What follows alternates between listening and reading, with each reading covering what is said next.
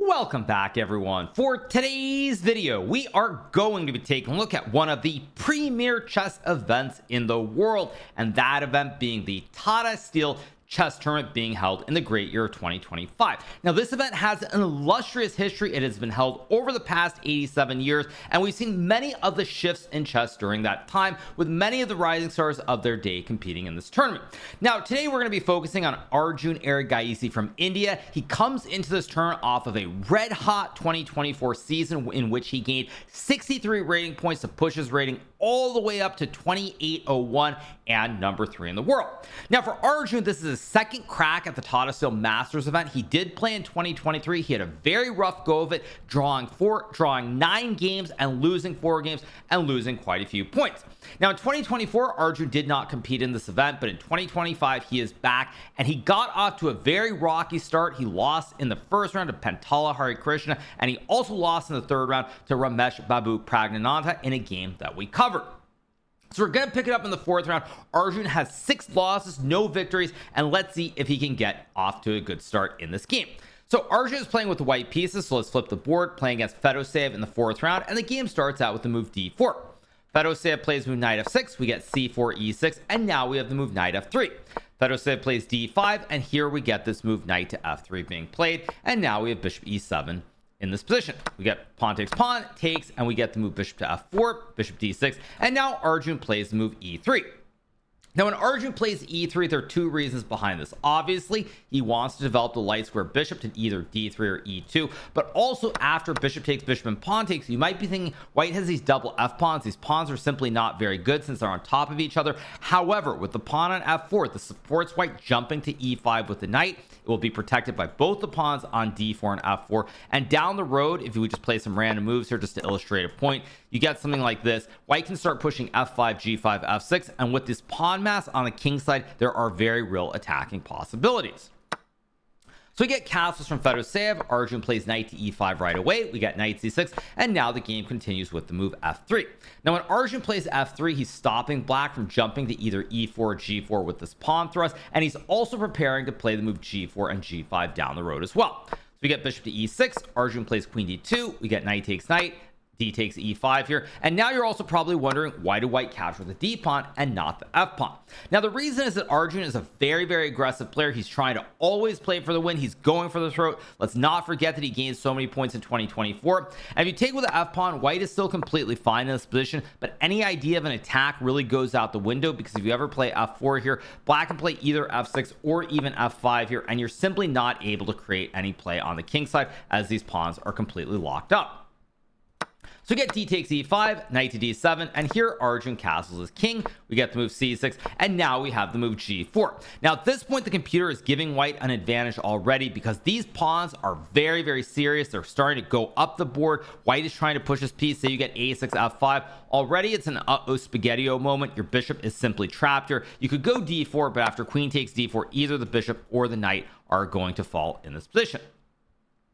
So after g4, we get the move f5 from Fedoseev. Arjun plays knight to e2, and this move is a serious mistake. Now, one thing that I've said about Arjun in past videos is that sometimes it feels like he forgets the level of the opposition he's playing at, and he treats it as though it is always an open and his opponent is simply a weaker player.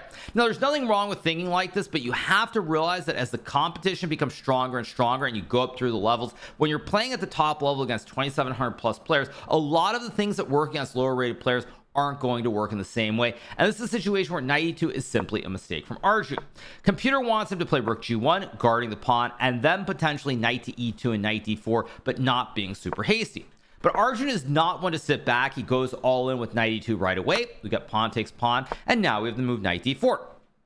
Fedoseev plays queen e7, Arjun plays rook g1, and now we get this move pawn takes pawn. Now, at this point, white is down a pawn here on the king side. White has an open file. You've got a great knight on d4, but if you don't do something right away, you could end up in trouble. Now, that being said, we're looking at all the dangers for white, but what about the dangers for black here? Black has to be worried about ideas like f5, bishop d3, rook g3, so it's a very chaotic position, and I will say right up front here, if Arjun has this position against someone rated 2600, I think Arjun is going to win this position probably 80% or more in this situation.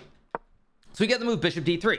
Fedoseev plays king h8. and now we get to move bishop c2, and here Fedoseev plays move c5, and this is a fairly serious mistake. Now the move the computer wants here is kind of unusual. It wants rook a e8, a quiet move here, and the reason I suspect is after knight takes f3, now you have queen to f7 here, and you're putting pressure on his pawn on f4 with the queen and the rook, and if white goes knight g5 and you take on f4, this bishop is simply guarded by the rook. So rook a8 is a move to support queen f7, so the rook guards the bishop, you pressure the pawn on f4, and computer thinks that black is better.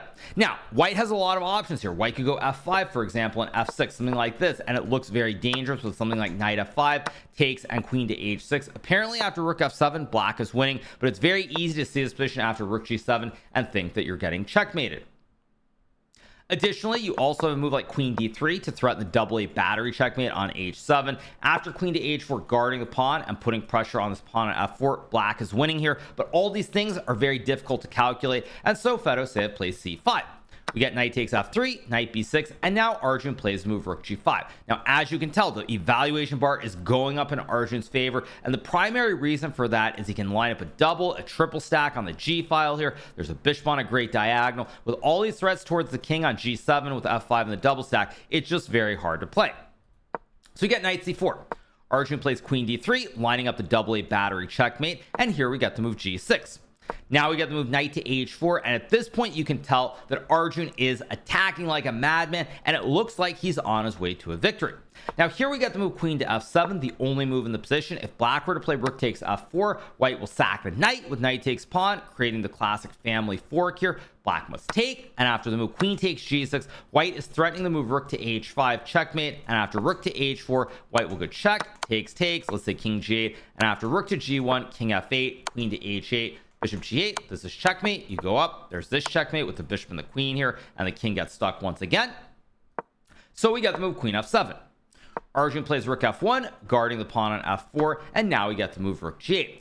Now here we have this move queen g3 being played, which is another way to line up a double stack. White is intending to crash through with either knight takes g6 or bishop g6, and here Fedoseev plays the move bishop f5. Now we get the move bishop takes bishop, and this is just a big mistake from Arjun. Now it's not really clear what he missed. After knight takes bishop, pawn takes, and the move b3, kicking this horse back. Now after rook to g1 or queen to h3, both of these moves look very, very good for white. The pawn on f5 is weak. You're still attacking on the g file, and frankly this is a position that you're going to win pretty much every game. Instead, Arjun plays bishop takes bishop, we get pawn takes, and now we get this move knight takes f5, and this is just a huge mistake from Arjun, overlooking a very basic tactic. Now Arjun spent 3.5 minutes before playing this move. I don't know if it was this case of he just overlooked it or he's feeling nervous and so he's trying to win this game quickly. He had to have known that he was much better in this position, and probably the pressure of trying to win his first game and get on the scoreboard after a very rough start played some role in this decision, as it just simply loses the game. And the reason it loses the game is after knight takes f5. Here Fedoseev can do a Botez gambit. He sacks the queen temporarily. We get rook takes queen, pawn takes rook, and now after knight to e3, both of these rooks are being forked at the same time by the knight, and you cannot connect them. So no matter which rook you move this one, you're going to lose the rook. You move this one, you lose the rook. Either way, you lose one of the rooks, and what that means is that after black captures the rook, black is going to have a rook and a knight versus a rook, and black will have an extra piece. So Arjun plays the move rook to g5, we get knight takes rook, and now he goes for e6. For Arjun here, his last hope is to try and push his p, the f and the e pawns up the board, try to create some counterplay and distract black. The knight is still a little bit offsides, but it is simply a little bit too late. Fedoseev plays knight e3, we get rook to e5, d4 supporting the bastion here, and now we get the move rook takes pawn. Fedoseev plays b6, we get rook to h5, and now we have the move king g7, and at this point with the king and the rook coming close here, white's counterplay is done and the game is over. We get king d2, Fedoseev plays rook e8, f5, we get the move king to f6 here. Now both the pawns are under attack. We have the move rook takes h7, knight takes f5, rook takes a7, and now after the move rook takes e6, we get the move g4. Fedoseev plays knight to h4, and in this position Arjun resigns this game because the knight is simply rerouting to f3 where it's going to guard the pawn. Say you go rook b7, black plays rook e3, king c4. Here black can ignore the pawn on b6 and just push p with d3, takes rook d6, d2, and with the idea of a4 and rook to e1 promoting the pawn, black is just completely winning. So a very, very rough game here for Arjun. After knight to h4, he resigns. This is his third loss in the event, and we're only 4 rounds in.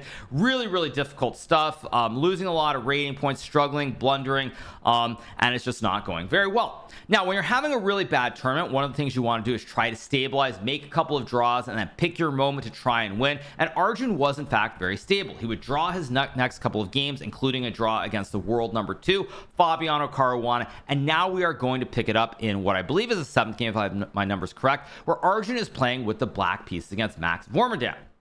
So Arjun playing with a black piece against Max Warmerdam. Now, this is one of the lowest rated players in the event. Keep in mind, when I say low, Warmerdam is still rated 2646, one of the rising Dutch talents. And so even though he's low rated, he is very dangerous.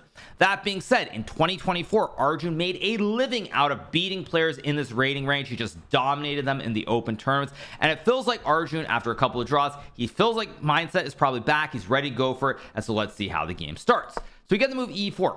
Arjun plays C5, we get knight to F3, and now we have the move D6. Here Max Warmerdam plays C3. He does not play the move D4 going into the Najdorf system or bishop B5 check, but he plays this quiet C3 move. Now we got the move knight to F6 being played, and Warmerdam plays the move H3. We have bishop D7. This important note here that if black were to take what looks like a free juicer on E4, due to geometry, black loses the game. You have queen A4, checking the king, hitting the knight, and this of course creates the classic 90-degree right triangle. I take the horse, I have an extra knight, extra horse is just too much power. So we get bishop D7, stopping this queen A4 idea, and now Warmerdam plays move bishop D3, guarding the pawn and intending to put the bishop on C2. Now, those of you guys who've watched a lot of my videos or even some of my live streams, you're probably aware that I play the system a lot in online blitz against players like Jose Martinez Alcantara, where the idea is simply to go bishop C2, bishop guards the pawn, and then to play D4, building a big white center here with the bishops lined up on these 2 diagonals. Now, that being said, it is considered a touch dubious to play this, but it is simply a game. So we get the move knight c6 from Arjun. Warmerdam plays bishop c2, and now we get this move rook c8. Here Warmerdam castles, and we get this move g5. Now, this is Arjun with the classic disrespect here. He does not believe in his opponent. He thinks his opponent is not good enough to punish him for this move. There is no doubt that while Arjun probably had looked at this line either before the game or in recent times, he had to have known this is slightly dubious. But again, depending on the player you're playing against, depending on the rating they're at, you make certain decisions on how you want to go about it. And Arjun decides this is his chance. He's trying to win his first game in Tata Steel. This is one of the weaker players, and he just throws all caution to the wind, and he is ready to fight. So you get the move D4. Arjun plays G4 here. The idea is that Arjun wants to try and play on the G file here, but we get the move D5. Now, if white were to take on G4 after the move bishop takes G4 and D5 here, black can either play knight E5 or knight B8. Both these moves are probably not great. After bishop A4, knight ED7, something like C4. Computer gives white a big advantage, but honestly, it comes down to psychology and the human perspective. After a move like rook G8 here, lining up threats on the file, it looks really quite scary to play for white. Now, unfortunately for Arjun, it's also clear that his opponent is well prepared, and this is the danger. When you take these big risks, doesn't matter whether it's the white piece or black pieces, when you take these risks, you're really banking on your opponent not being super well prepared, because generally if they are, when you play something dubious, you can get into big trouble immediately. So we get the move D5. Arjun takes on F3, we get pawn takes knight, takes, and at this point we have the move rook G8. Now, black actually is a pretty decent position here in my opinion, because with this nice bishop on the diagonal, the rook on the open G file, there is a lot of potential for play. Of course, as you can tell from the eval bar, computer still gives white an advantage here, and I think it's primarily due to the fact that since you've moved both of these rooks, this king here has no safety. You can never castle the king, so this king is probably staying in the middle of the board for the entire game without the option to castle, and you're just hoping it's safe behind all these pawns and the knight. So you get the move rook D1. Arjun plays E6, we get knight D2, and now we have the move B5 being played. Now, the reason that Arjun goes B5 here is to stop knight C4, but I do want to go back for 1 second here. Computer says that after queen D7, knight to D2, and a move like bishop H6, black is actually completely fine here. And the main reason black is fine is that this pawn on E7, which is the base of the chain, it simply guards the pawn on D6 and the knight here. Whereas once Arjun plays E6, knight D2, now if you go for bishop H6 here, white can play knight to C4, and all of a sudden, this pawn on D6 is a massive weakness, because this pawn on E6 is no longer on the E7 square. You can't move it back to guard this pawn, so everything is under pressure. That is why Arjun plays b5 to stop knight c4. But now after the move a4, we get the move a6. Of course, you do not play a move like b4 because it simply yields the c4 square. And once again, this pawn is a massive weakness, which is why he plays a6. We get takes, and now the pawn covers c4. However, this does open up the a file now for this rook on a1. So now your king might become even more insecure on e8, and it's just a very tough position to play. We get the move knight to f1, a very logical move from Warmerdam. He moves the knight to f1 so he can retreat the knight to g3 or e3, but also he now opens up the scope for the bishop. So knight rotates to g3 where it can guard the pawn, bishop can come to f4, g5, or h6, and it's just a very tough position for black to play. Arjun goes knight d7. We get the move knight g3, Arjun plays knight to e5, and now we have this move queen h5 being played, pressuring the pawn on h7. Arjun decides to play the move rook g7 here, and this is a big mistake. Computer wants to move queen to f6. Frankly, I don't think that this is really a very human move to be played, because after queen takes pawn rook h8, you probably see knight to h5 attacking the queen. If you take this queen, suddenly your king and your rook get forked. And if you move the queen somewhere, I don't know, queen f2, same thing, takes, knight f6, you lose the game. Now computer here says after knight f3 check, takes, queen e5, f4, queen h5, takes. Black is worse here, but there are some chances to draw. But again, when you're not having a good event and you're a little bit unsure of yourself, it's very hard to calculate precisely, and you're always going to have a lot of self-doubt. And that, I think, is why Arjun ultimately tries to cave with this, or bail out with this move rook g7, simply guarding the pawn. But after rook g7, now we get the move king to h2, and the problem for Arjun here is that he does not have an attack. This knight on g3 stops anything on the g file. Pawn on e4 is guarded by the knight and the bishop. When you combine that with ideas like f4, the open a file, the king, all these pieces on the back rank, this position is already technically lost for Arjun. So Arjun plays queen f6 here. Now we get the move f4, attacking the knight, and Arjun plays knight d7. We get to move queen to e2, retreating this queen and guarding the pawn on g2 while spying the pawn on b5 and potentially threatening to play either e5 or f5 as well. So Arjun plays move queen d8. Now we get the move e5 being played here, and at this point this is a great decision here from Warmerdam to play e5, because once white gets e5 in, if black plays d5 here, for example, now white can go knight h5, attacking the rook. The diagonal is simply closed here, and after rook to e8 and f5, white is just crashing through here. You have all these pieces on the back rank, no counterplay really. If you ever go d4, white will play bishop e4 to slam the door shut on the diagonal. And simply put, with the weakness on f6, the a file, the pressure on the d file, all roads lead to a victory for white. So e5 is a phenomenal move from Warmerdam, because if black doesn't close the diagonal, you also have this e4 square for either the knight or the bishop. So Arjun plays move queen to h4, pressuring the knight on g3 here. He's hoping that Warmerdam will move the knight, and then after rook takes g2, takes. In this position, black can simply play something like bishop h6. Even pawn takes pawn should be good enough to win the game. So we get the move knight to e4 from Warmerdam here. Now there's no threat on g2, and we have bishop takes bishop being played. Now this move is, I guess, technically not the best move. At this point, it's really hard to play. Arjun has to know that he's in serious trouble here. If he plays the move d5, which I think is the technical computer top line, after g3 attacking the queen, queen to d8, and a move like knight to g5 here, you have all these weaknesses, h7, f7, e6. If you play h6, I think white can sack the knight, and after takes, you have queen h5, king e7, and after f5, this bond cloud king on e7 is super weak. There's rook a7, let's not forget about that idea. Even though black is up a piece, it's a bishop on f8, which is simply not in the game whatsoever. Therefore, Arjun takes on e4. We got bishop takes bishop, we have the move d5, and now Warmerdam plays the move queen takes b5, because if black goes queen g3 check, after king to h1 here, this bishop guards the pawn, and black also cannot take the bishop, because after queen takes knight, this is simply checkmate. So Arjun plays c4. And here we got this move rook to a7. Warmerdam brings the rook on the a file into the action to attack the knight. We get the move rook to d8, and now Warmerdam brings down the hammer with the bishop sack. Bishop takes pawn. Now if Warmerdam were to play any move except bishop takes d5, the computer says that black is okay, and the reason is after, say, bishop f3 check and queen f2, let's say we get rook c7 here, black can go bishop c5. Suddenly you have a double A battery on the diagonal. Knight guards the bishop, and there are some serious threats in the position.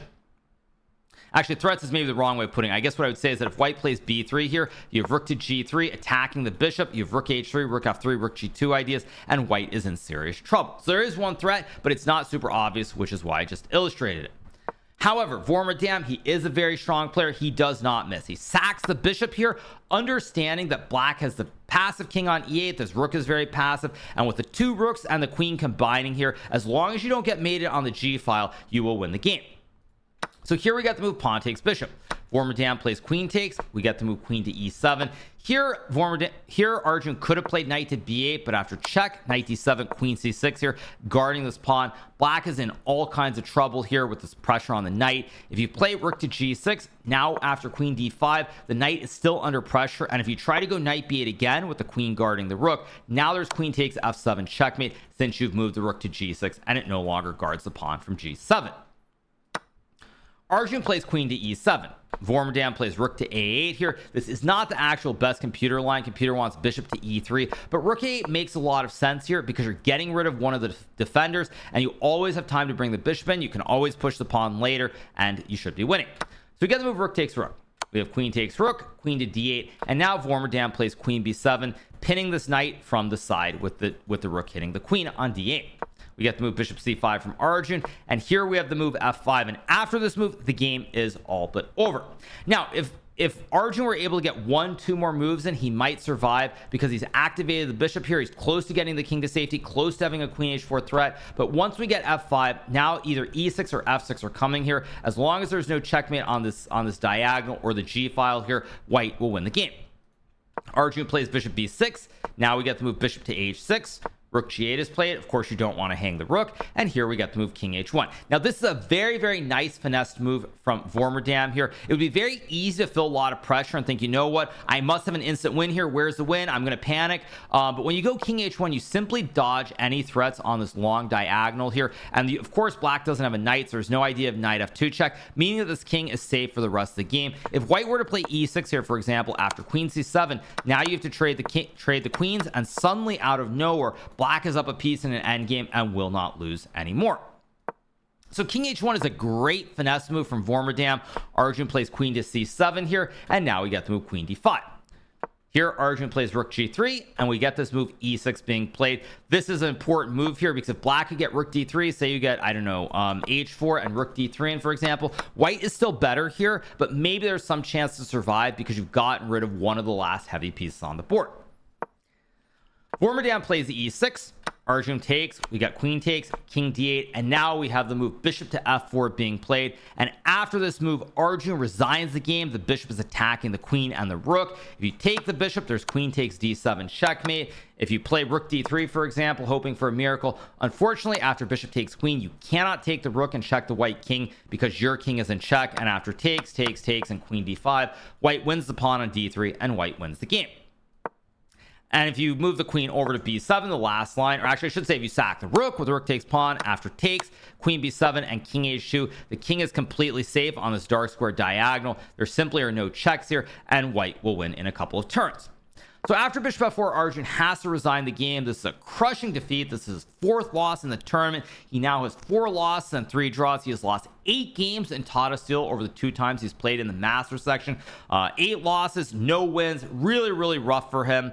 I think the thing that I would look at is when I look at these games, it's apparent to me that Arjun has been unable to shift his mindset to the mindset of playing against top players and accepting that they can find really, really good moves. It feels as though he's played so many of these 2600 guys who cannot be precise because they're just not at the level he is, and he's been unable to shift. Now, do I think this is like the end of Arjun or like it's some catastrophe? No, he's a very young player. He has a long time. He'll definitely improve and adjust. But it's very clear to me that he needs to understand that the really top players, really good guys, they will not make the blunders that lower rated players make, and you have to be more objective and a little bit less aggressive and be willing to accept draws, accept that they'll find these best lines versus trying to gamble, because when you gamble, it seems that it simply does not work in these top tier events. So for Arjun, a very disappointing win, or disappointing loss, I should say. It would be an amazing win. Win was never disappointing. It was a very disappointing loss. He loses his 4th game in this tournament. He is also now down to number 6 in the world. I believe his rating is something like 2775 with 4 losses and 3 draws. He's losing something like 26 or 27 points. So very, very rough event. He is young. He will come back. But it is evidently clear that he's going to need to shift his style, adjust a little bit more to playing against these top guys. And once that happens, I have no doubt that the sky will be the limit.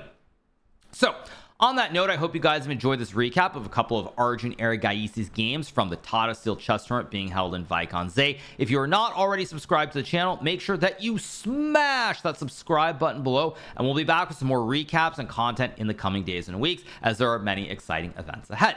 So once again, hope you enjoyed it. Have a great rest of your weekend. I'll see you very soon. Bye.